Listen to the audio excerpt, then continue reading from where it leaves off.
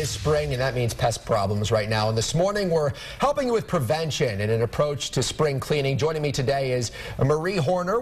She's the Regional Vice President for Exterminators. Thanks for waking up bright and early on this Sunday morning. Brody. Appreciate it. You know, we were just talking about that rain that's been in the forecast. I know, talking extermination, mosquitoes, first thing that comes to mind. Is it kind of mosquito season out there? It's absolutely mosquito season right now. It's funny. You don't need a whole lot of water to have a breeding ground for mosquitoes. And I know you said it doesn't actually take a whole lot, and they can set up, and next thing you know, you have a hatching. So what's some of the things you look at when you approach a home and you're dealing with some of the key pests this time of year? With mosquitoes this time of year, as Brady just said, with the water, it only takes enough water in the cap of my water bottle. Is that right? To allow a breeding site for mosquitoes.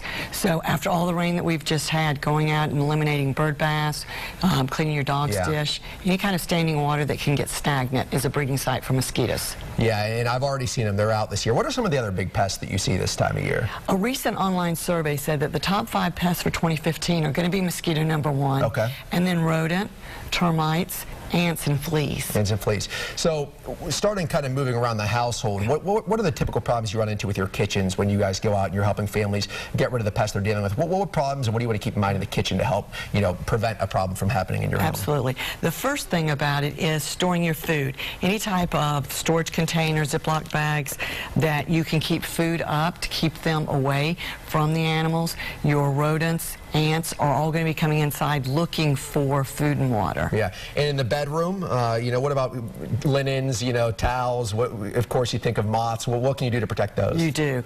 Keeping everything as dry, keeping moisture out of the room, definitely sealing your home to prevent that entry to begin with. Yeah, and that's a good point there. So where are pests getting in? What are the most common areas that folks aren't sealing up properly?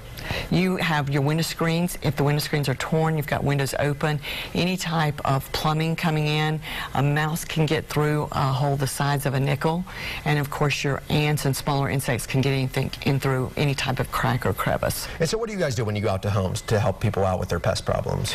The first thing we do is a home evaluation. We're looking for all those entry sites and then making recommendations on what the homeowner can do themselves to help reduce that penetration, and then what we can do on the outside to prevent them from getting in at all. Yeah, with outside, everybody of course wants to be outside right now. The weather's finally getting nice here, and you want to be grilling, like you said, the bird bath, bird feeder, but absolutely. At the end of the day, is it just simply about cleaning up after yourself, or really, what can you do to make sure those pests aren't coming, even though you're going to be outside enjoying your barbecue all spring?